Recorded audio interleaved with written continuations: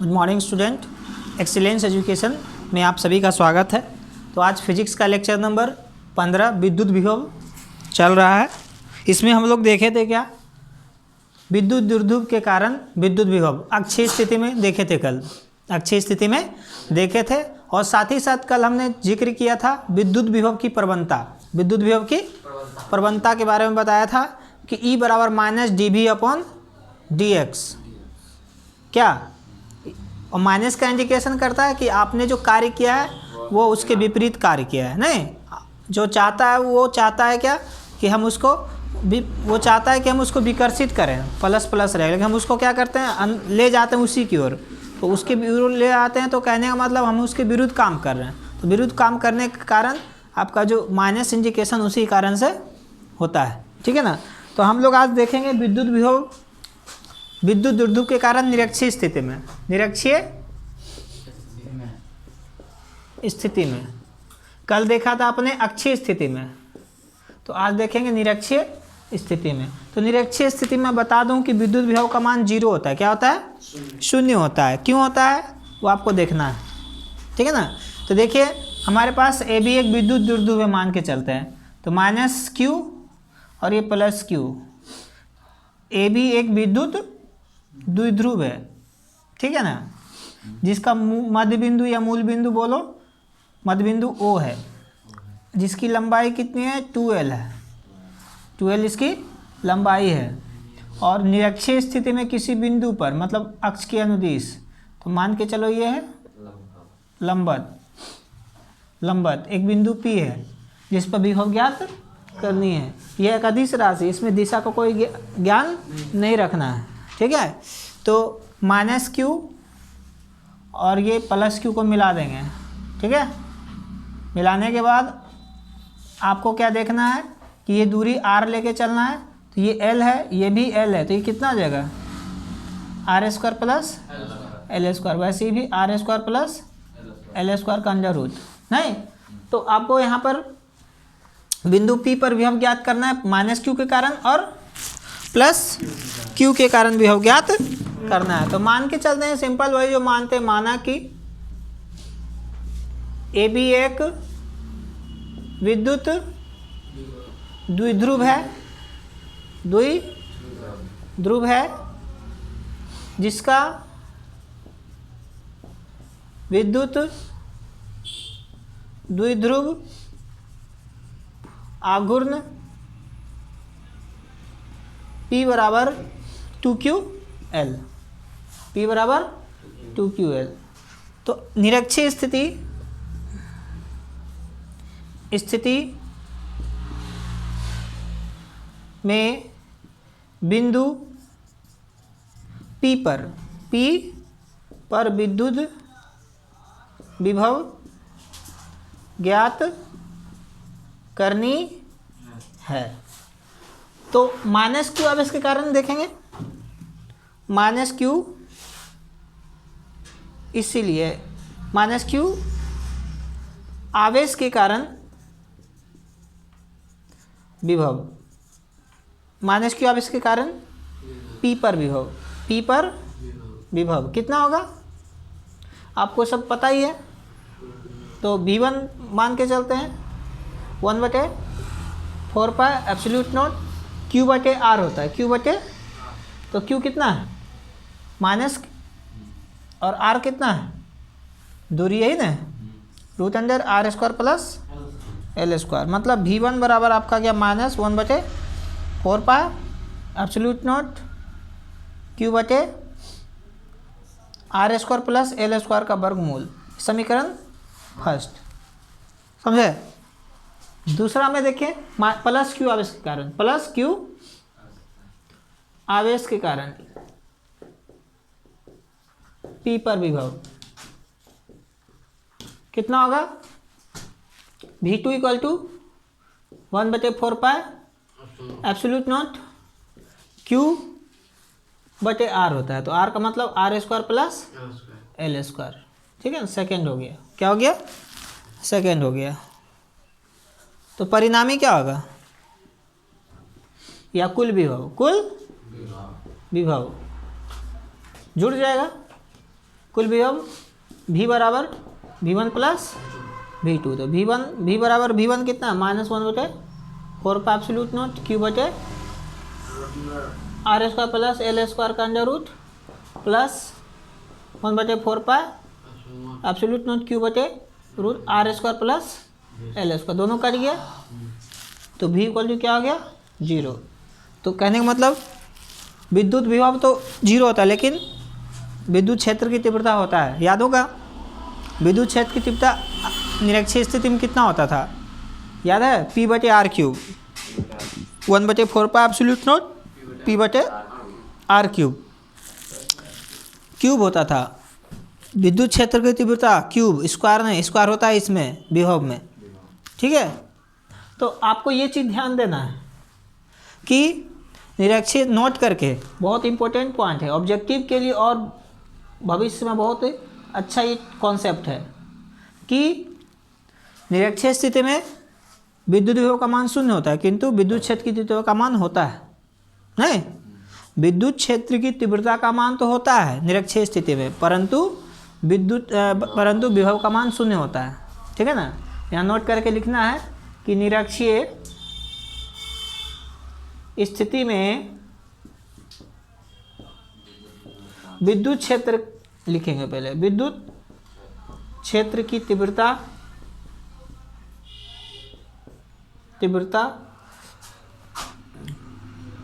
का मान होता है, अति का मान लिख सकते हो 1/4 पाई एब्सोल्यूट नॉट P/R³ होता है, परंतु विभव का मान शून्य होता है। क्या होता है? शून्य होता है। बहुत ही अच्छा कॉन्सेप्ट है। वहाँ से इसका कंपेयर आपने किया कि विभव का मान शून्य होगा लेकिन उसका मान होगा तीव्रता का, तो आपने देखा क्या निरक्षीय स्थिति में विद्युत विभव का मान शून्य होता है। क्लियर है? निरक्षीय स्थिति में विद्युत विभव का मान शून्य होता है, लेकिन अक्षीय स्थिति में नहीं होता। समझ में आ रहा ना? अक्षीय स्थिति में कितना होता था? P/R² होता था कि 2P/R²। क्या था? 1/4 पाई एब्सोल्यूट नॉट क्या था बताओ? P/R², P/R² था। हाँ, अक्षीय स्थिति में, समझे ना? तो ये सब को याद रखना है, समझना है, कॉन्सेप्ट है। करिए।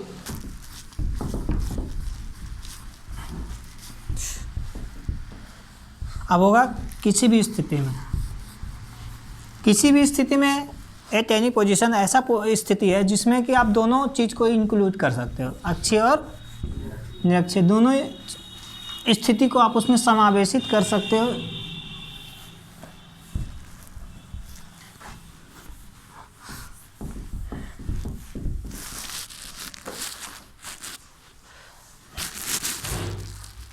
महक रहा है कुछ क्या? ओ अच्छा। आप देखते हैं किसी भी स्थिति में, किसी भी स्थिति में, तो ये आपको याद दिलाएगा उधर जब आप पढ़ते थे किसी भी स्थिति में विद्युत क्षेत्र की तीव्रता विद्युत द्विध्रुव के कारण।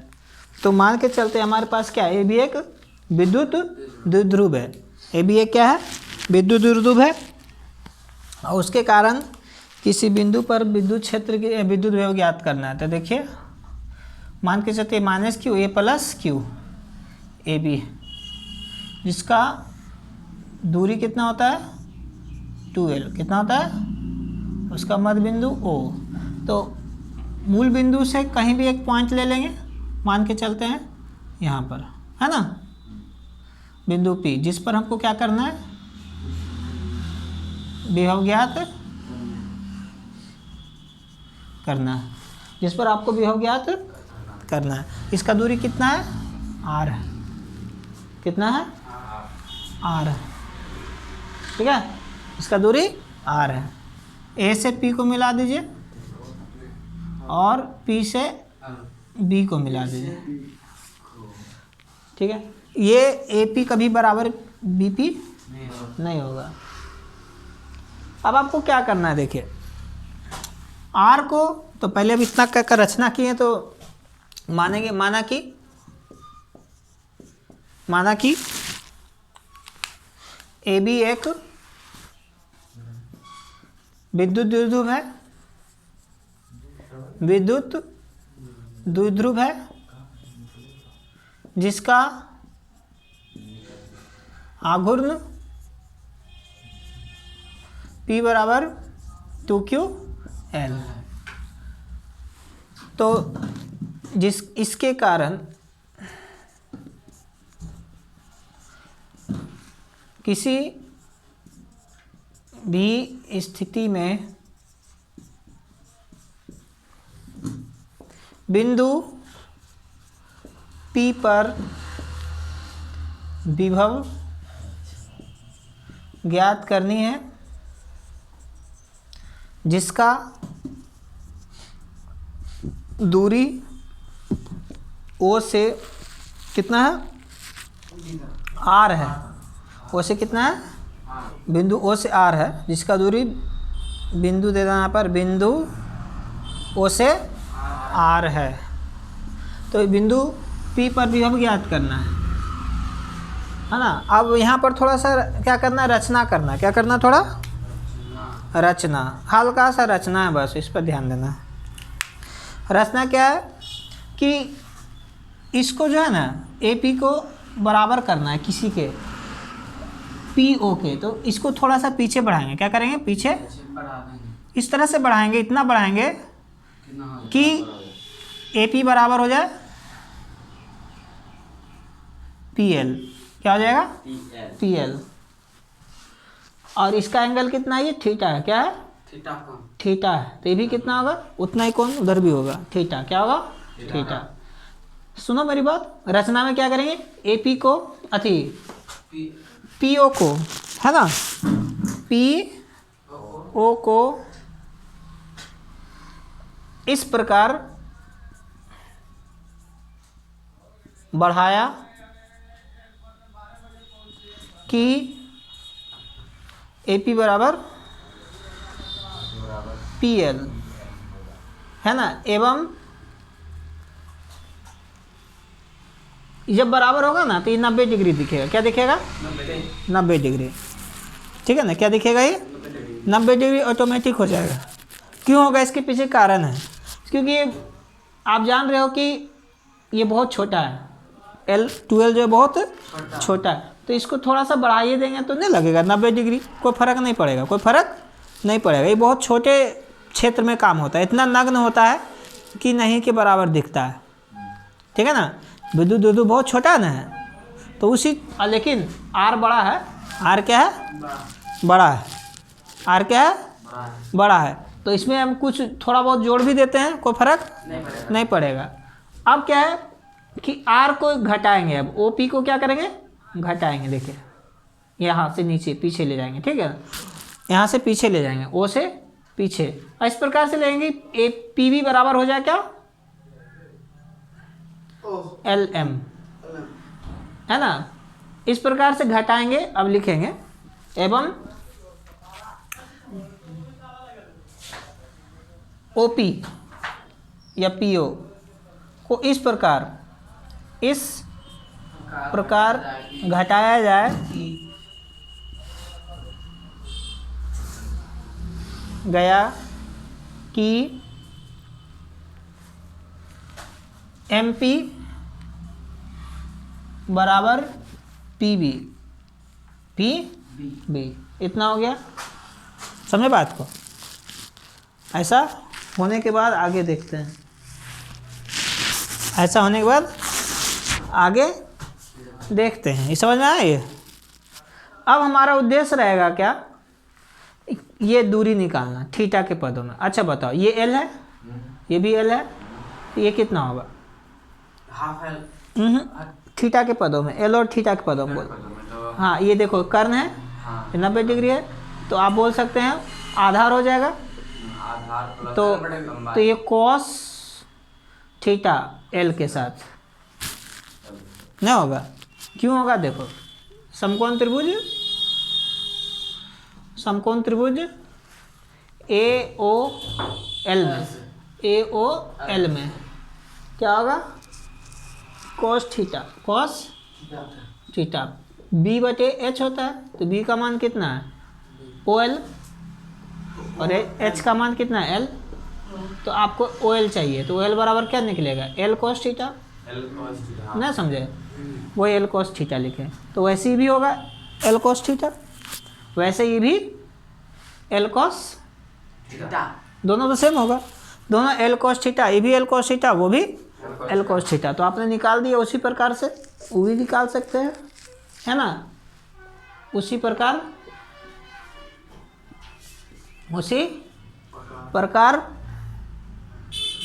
ओ एम बराबर एल कॉस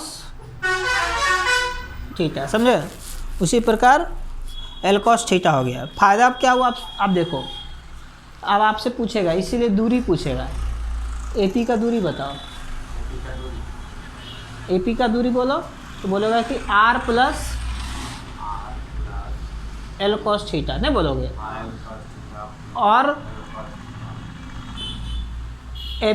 पूछेगा पीबी का दूरी। हमारा उद्देश्य वही ना होता है, दूरी निकालना, और दूरी जब निकालेंगे तो विभव आराम से निकाल लेंगे।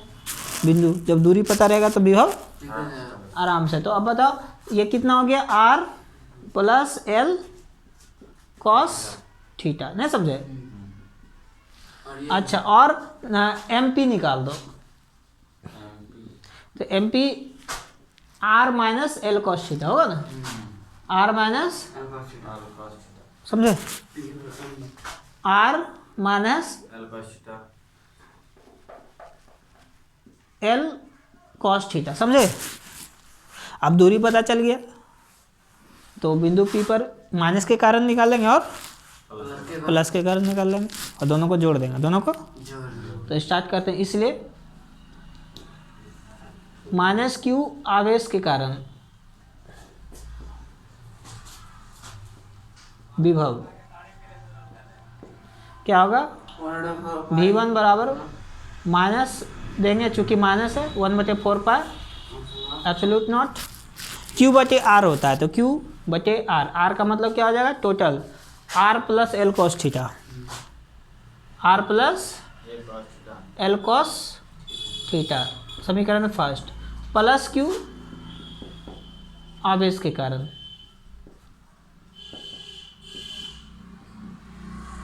विभव कितना हो जाएगा?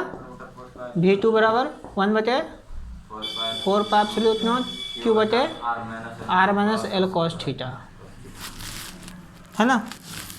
ये सेकेंड हो गया। क्या हो गया? सेकेंड हो गया। क्या समझे? अब दोनों क्या करेंगे? जोड़ देंगे। कुल विभव बिंदु P पर कुल विभव कितना होगा? V equal to V1 plus V2, तो V1 कितना है? Minus 1/4 pi absolute naught Q बटे R plus L cos theta, minus plus ही रहेगा। V2 कितना है? 1/4 पाई एब्सोल्यूट नॉट Q बटे R minus L cos theta. चलिए कॉमन ले लीजिए जो आ रहा है, तो 1/4 पाई एब्सोल्यूट नॉट Q का कॉमन, तो बचा, पहले इसको प्लस वाला लिखो, 1/R minus L cos theta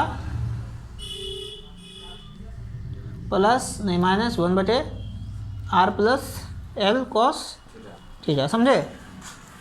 समझ में आया कुछ? इसका एलसीएम ले लो, तो A square minus B square LCM हो जाएगा, तो 1/4 पाई एब्सोल्यूट नॉट Q, तो R square minus L square cos square theta LCM हो गया। इससे कटेगा तो ऊपर में गुना हो जाएगा, R plus L cos theta, minus हो जाएगा R और प्लस हो जाएगा एल कॉस थीटा, ये दोनों कट गया। तो कटने के बाद आपके पास आया, तो इस तरह से आपके पास क्या हुआ कि V बराबर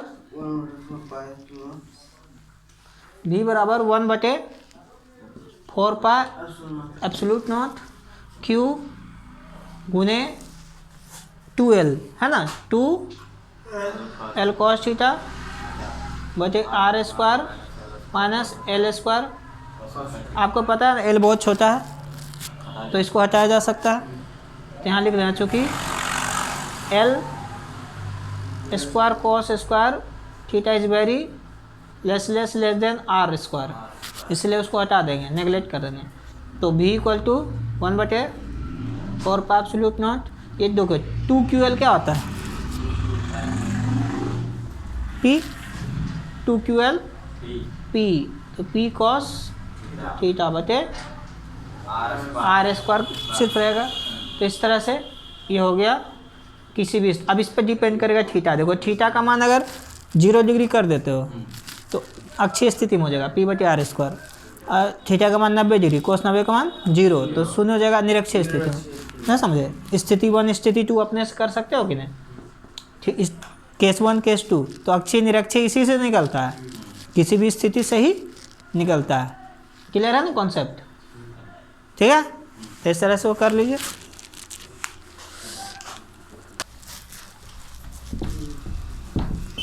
इस तरह से आपने निरक्षीय अक्षीय और किसी भी स्थिति में विद्युत विभव का मान ज्ञात कर लिया क्या, और विद्युत क्षेत्र की तीव्रता भी पहले बता चुके हैं, अक्षीय निरक्षीय और किसी भी स्थिति में। याद होगा अक्षीय स्थिति में क्या होता है 1/4 पे एब्सोल्यूट नॉट 2p बटे r क्यूब, और निरक्षीय स्थिति में क्या होता है 1/4 पे एब्सोल्यूट नॉट p बटे r क्यूब तीव्रता, नहीं तो वो सब। और अनुपात कितना होता था 2:1 दोनों का 2:1 होता था।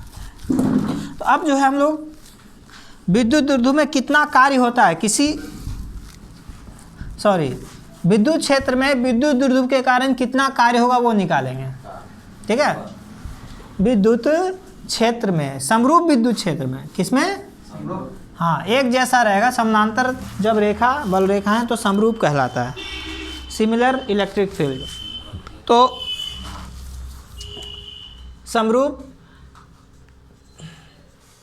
विद्युत क्षेत्र में, विद्युत क्षेत्र में विद्युत द्विध्रुव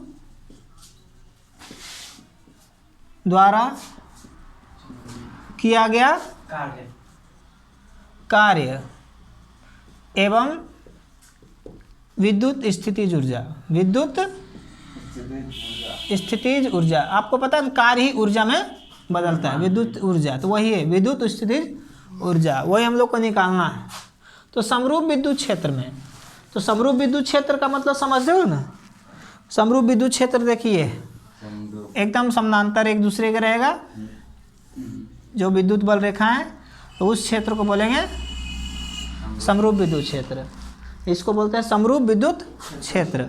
तो समरूप विद्युत क्षेत्र ये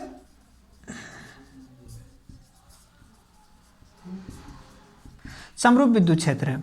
आई समरूप विद्युत क्षेत्र में क्या करेंगे, एक विद्युत द्विध्रुव को घुमाएंगे, है ना, विद्युत द्विध्रुव द्वारा किया गया कार्य, तो घुमाना है इसमें।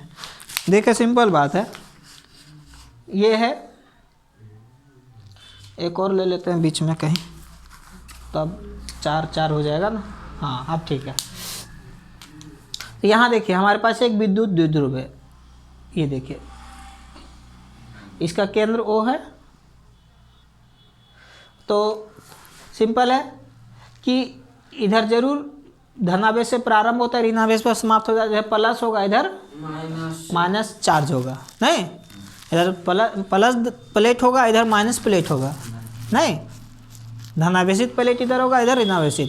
तो कहने मतलब हमारा ये जो है ए भी एक विद्युत द्विध्रुव है, तो आपको पता होना चाहिए इस पर भी आवेश होता है, समान प्रकृति का, विपरीत प्रकृति का किंतु समान परिमाण का, 2 आवेश यहाँ पर रहता है, 2 आवेश रहता है। तो एक तो इस डायरेक्शन में फोर्स लगाएगा, एक इस डायरेक्शन में फोर्स लगाएगा, नहीं तो मान के चलेंगे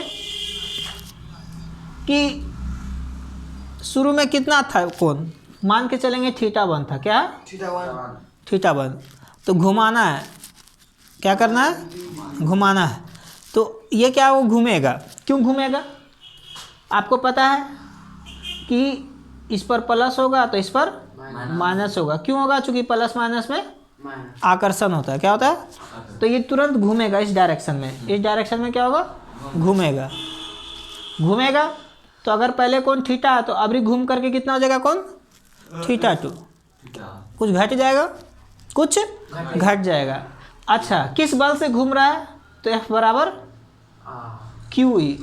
QE बल से वह इसको अट्रैक्ट कर रहा है, नहीं? तो इसमें कितना टॉर्क लगेगा, कितना इसमें बलाघूर्ण कार्य करेगा? बलाघूर्ण के बारे में बताए थे। P बराबर, आपको बताया था ना, बलाघूर्ण टॉर्क बराबर PE sin थीटा बताए होंगे, या P क्रॉस E शुरू में बताए थे। बलाघूर्ण शुरू में बताए होंगे। ये बलाघूर्ण, जब कोई समरूप विद्युत क्षेत्र में कोई क्या होता है, विद्युत द्विध्रुव कार्य करता है, तो वहाँ पर एक बलाघूर्ण उत्पन्न होता है। जो बलाघूर्ण का मतलब होता है परिमाण में समान किंतु दिशा में विपरीत। देखो इधर जा रहा है, वो इधर जा रहा है, नहीं? तो अब इसको क्या करना होता है? इसको अपनी सीध में पीछे बढ़ाना होता है। ऐसे करके बताए थे हम। वो था बलाघूर्ण के लिए। क्या था? बलाघूर्ण का मान निकाल लेते थे। यहाँ पर वो काम नहीं करना, वो काम नहीं करना, क्योंकि आप जानते हो कि बलाघूर्ण जो होता है वो हम लोग निकालते थे इसी तरह से, पीछे बढ़ा करके लंब डालते थे, और लंब का जो लंबाई होता था L sin थीटा होता था, नहीं? लंबिक दूरी। तो हम लोग यहाँ क्या करेंगे? हम लोग को कार्य करना है। क्या करना है? कार्य करना है। तो θ1 से θ2 तक घुमाएंगे इसको, तो कितना कार्य होगा? वही कार्य जो स्थिति ऊर्जा में परिवर्तित हो जाएगा, नहीं? वही जो है विद्युत स्थिति ऊर्जा में परिवर्तित होगा। कैसे होगा? देखो θ1 से तो इसको घुमाना है, उसके हम लोग जो काम कर रहे हैं उसके विपरीत वाला काम करना है। जो ये चाहता है घूमने के लिए इस डायरेक्शन, लेकिन हम उसको घुमाएंगे उस डायरेक्शन में। तो इसको घुमा देंगे इस तरह, ठीक है? तो घुमाएंगे तो इस डायरेक्शन में हो जाएगा। तो इस डायरेक्शन में होगा तो θ1 था तो हो गया बाद में θ2। 90 नहीं बोल सकते हो अभी, वैसा कोई दिक्कत नहीं कि 90, हाँ 90 डिग्री पर अधिकतम कार्य होगा। एक चीज़ है ना, जब थीटा का मान 90 डिग्री होगा तब sin 90 का मान 1 होगा, तो उस समय ज़्यादा कार्य होगा। वो अलग चीज़ है, वो अलग चीज़ है, ठीक है ना? तो θ2 क्या है? θ2। तो θ1 से क्या हो गया? θ2। तो मान के चलेंगे, माना कि समरूप विद्युत क्षेत्र में एक विद्युत द्विध्रुव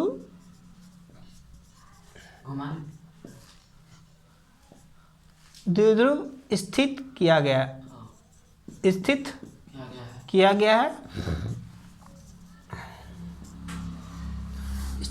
है। अतः AB विद्युत द्विध्रुव पर लगने वाला बल आघूर्ण टॉर्क कितना होगा? PE sin theta, PE sin theta, है ना? ये इतना बलाघूर्ण लगेगा, अब क्या करना होगा इसमें आपको कि विद्युत द्विध्रुव को θ1 से θ2 तक घुमाने में, है ना? तक θ1 से θ2 तक घुमाने में किया गया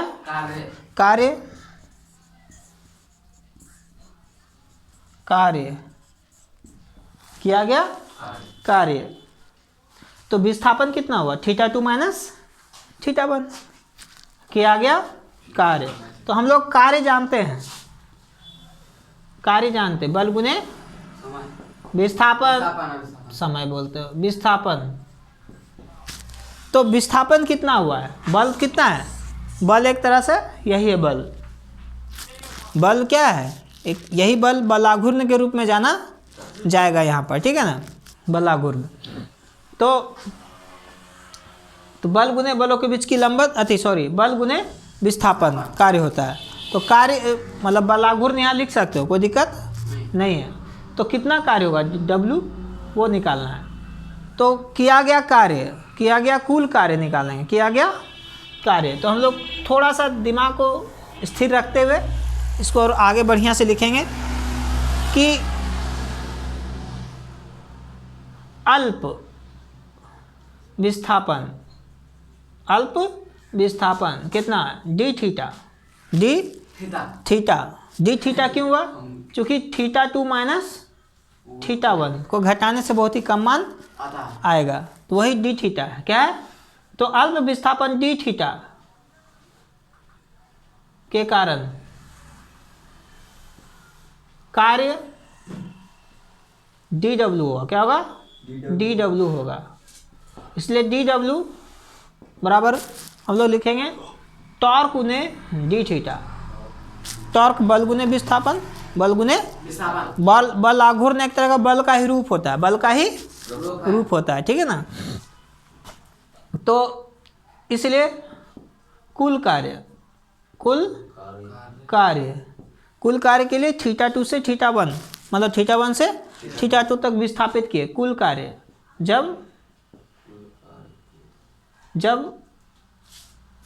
विद्युत द्विध्रुव θ1 से θ2 तक घूम जाता है। अपना भाषा में एकदम लिख रहे हैं, कोई दिक्कत नहीं होना चाहिए। तो dw बराबर इंटीग्रेशन कहाँ से ज़्यादा करेंगे? θ1 से θ torque into D theta. Torque का मान कितना होगा? P sin theta. तो dw का क्या होगा? W θ1 से θ2 टॉर्क हो गया PE sin theta into D theta. हाँ, अभी PE को बाहर कर देना है, PE को बाहर कर देना है। तो PE को बाहर करेंगे, PE को क्या करेंगे? बाहर करेंगे। तो इसमें बन जाएगा इतना में। तो W बराबर PE इंटीग्रेशन θ1 से θ2 sin theta into D theta. Sine का जो समाकलन होता है माइनस कोस होता है। क्या होता है? माइनस कोस थीटा होता है, ठीक है ना। और कोस का साइन थीटा होता है समाकलन। तो W बराबर PE, इसका समाकलन करोगे तो माइनस कोस थीटा, θ1 से θ2, ठीक है ना। इसका पूरे का समाकलन ही होता है पूरा, ठीक है ना। तो इस तरह W बराबर PE माइनस को बाहर लिख दो। चलिए एक बार अपर लिमिट थीटा का मान रखेंगे, एक बार लोअर लिमिट। जिसको बोलते हैं अपर लिमिट, इसको बोलते हैं लोअर लिमिट। मतलब उच्चतम सीमा, न्यूनतम सीमा। तो उच्चतम पहले लेंगे, फिर न्यूनतम, और बीच में फिर माइनस। तो cos θ2 माइनस cos θ1, समझे? क्या समझे? cos θ2 minus cos θ1। तो ये माइनस को अंदर भेज देंगे। तो W बराबर P, जो आगे वो पीछे, जो पीछे है वो आगे। तो cos θ1 माइनस cos θ2। क्या समझे? नहीं, हाँ हो गया, यही इसका सॉल्यूशन है। अब इसमें कंडीशन है कि θ2 मतलब 90 डिग्री जब होगा तो उस समय कार्य कितना होगा? अधिकतम होगा। क्या होगा? अधिकतम। वो देखेंगे। और θ1 का मान जब 90 डिग्री होगा तब। तो आपको रखना पड़ेगा मान इसमें चेक कर करके। तो ये हो गया θ1 प्रारंभिक और ये अंतिम, ठीक है ना। तो उसमें रखना पड़ता है। यदि केस 1 केस देखेंगे कि यदि θ2 बराबर 90 डिग्री तो हो जाएगा, या θ2 बराबर 0 डिग्री जो रखेंगे उसका मान आएगा। हाँ, उसका मान आएगा, वो इसी से आपका। तो ये कार्य हुआ। और कार्य ही क्या होता है? ऊर्जा में रूपांतरित होता है। इसलिए उसको हम लोग ऊर्जा के रूप में भी लिख सकते हैं, स्थितिज ऊर्जा जो होता है। तो इतना पहले कर लीजिए, हो गया ही लगभग। चलिए, तो इस तरह से कार्य आपने देखा है। अब इसका विशेष स्थिति देखिए, कब कब कार्य होगा और कितना होगा। देखिए θ1 क्या है, शुरुआती अवस्था है, और θ2 क्या है, अंतिम अवस्था है। तो शुरुआती अवस्था को साम्य अवस्था कहेंगे, साम्य अवस्था। तो θ1 मतलब जब साम्य अवस्था मतलब 0 डिग्री पर हो, क्या हो, मतलब कि 0 डिग्री पर हो, मतलब ये θ1 यहाँ जब हो डायरेक्ट सीधा, ये θ1 घूम करके यहाँ पर हो तो 0 डिग्री, और कहाँ तक पहुँचा दें फिर, θ2 तक, θ2 तक, मतलब जब यहाँ पर क्या, केस 1, केस विशेष स्थिति है, ठीक है ना, केस 1। केस 1 क्या करना है, यदि साम्य अवस्था, साम्य अवस्था, साम्य अवस्था का मतलब θ1 बराबर 0 डिग्री, θ1 बराबर 0 डिग्री से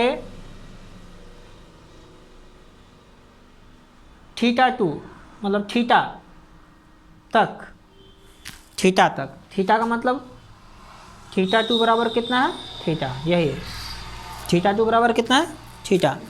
तो मतलब यदि साम्य अवस्था θ1 बराबर 0 से थीटा तक, मतलब θ2 बराबर थीटा,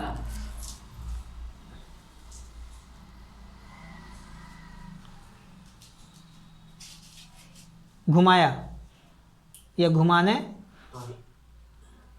पर, यदि हटा दीजिए, साम्य अवस्था θ1 से घुमाने पर किया गया कार्य, किया गया कार्य कितना होगा, W बराबर PE cos theta minus cos theta, θ1 कितना है, 0 डिग्री, क्या है, 0 डिग्री, और कॉस θ2 कितना है, थीटा, ठीक है। तो W बराबर PE into 1 minus cos theta, ठीक। अब दूसरा स्थिति क्या है कि यदि 180 डिग्री कर दें, कहाँ पर पहुँचा दें इसको, 180 डिग्री, मतलब थीटा तो वही था कितना, 0 डिग्री, अब बाद में कितना हो गया, 180 डिग्री। अब दूसरा स्थिति क्या है, यदि, या लिखो साम्य अवस्था, साम्य अवस्था θ1 बराबर 0 से θ2 बराबर 180 डिग्री तक घुमाने में, अपनी भाषा में लिख रहे हैं, ठीक है ना, क्या होगा, जरूरी किताब में जो लिखा है वो लिखना, वैसा कुछ नहीं है, माइंड का कॉन्सेप्ट होना चाहिए, क्या लिखना है कि सही रहे, ठीक है ना। साम्य अवस्था θ1 0 से θ2 बराबर 180 तक घुमाने में किया गया कार्य, तो W हो जाएगा कितना, PE cos 0 minus cos 180, cos 0 का मान क्या होता है, 1 ही होता है, और cos 180 का मान बताओ जल्दी से, हमको नहीं याद है। तो W बराबर PE 1 माइनस, नहीं पता, नहीं पता तो ऐसे पता कर लेते हैं, देखो 90 प्लस 90, ठीक है ना, तो cos 90 प्लस थीटा इसमें आ गया, तो साइन कोसेक, तो -1 होगा, क्या होगा, -1, क्या होगा, -1 होगा, ठीक है ना। तो साइन 90, एक मिनट, हाँ ठीक है, सही है। तो W बराबर PE और ये हो गया 1 1 2, तो 1 प्लस 1, तो W बराबर 2PE, 2PE, नहीं, अब यही जो है कार्य ऊर्जा में बदल जाता है, तो वही हम लोग U लिखते हैं, क्या लिखते हैं, U। तो हम लोग विद्युत स्थितिज ऊर्जा भी लिखेंगे, कैसे, विद्युत स्थितिज ऊर्जा जो है वो लिखेंगे U बराबर, ये लिख दो या शुरू वाला लिख दो जो हमारे में आया है, नहीं क्या समझे? लेकिन लिखना हमको यही है, क्योंकि वो संचित करा ऊर्जा शुरू से कितना दूर तक घुमाया, जैसे स्प्रिंग कैसे ऊपर से सिकुड़ा हुआ स्प्रिंग उसको फैला दिया, ऐसे कर दिया, रोक ले, तो हम रोके हुए हैं, जैसे यहाँ पर स्प्रिंग है, खींच के यहाँ पर पहुँचा दिए, तो खींच के जो पहुँचा उसमें कौन सी ऊर्जा संचित है? विद्युत मतलब स्थितिज ऊर्जा है, तो वहाँ विद्युत से बात कर रहे हैं तो विद्युत स्थितिज ऊर्जा, तो जीरो से वहाँ तक पहुँचा है ना, तो मतलब शुरू में था, तो ये आपका यही वाला होगा विद्युत स्थितिज ऊर्जा। तो यू यू यू यू बराबर लिख दोगे PE 1 माइनस कॉस थीटा, ठीक है ना, 1 माइनस कॉस थीटा, ये हो जाएगा। तो इस तरह से समझ में आ गया सबको कि क्या है विद्युत स्थितिज, कार्य ऊर्जा में बदलता है, सिंपल बात है। और कौन सी ऊर्जा में? विद्युत स्थितिज ऊर्जा में भी बदल सकता है, गतिज ऊर्जा में भी बदल सकता है, ठीक है ना, यही है। कोई दिक्कत है इसमें? नहीं है। तो इस तरह से आपका ये फिनिश हो ही गया, फिनिश हो गया। वही सब चीज़ें कंडीशन है, केस 1 केस रखते जाओ ना, सिंपल बात है। 0 डिग्री रहेगा तो क्या होगा? cos 0 का मान क्या होता है? 1 होता है, तो 0 हो जाएगा। cos 90 का मान 0 होता है तो 1 हो जाएगा। तो ऐसे करके करते जाना है। चलिए अथी कर दीजिए।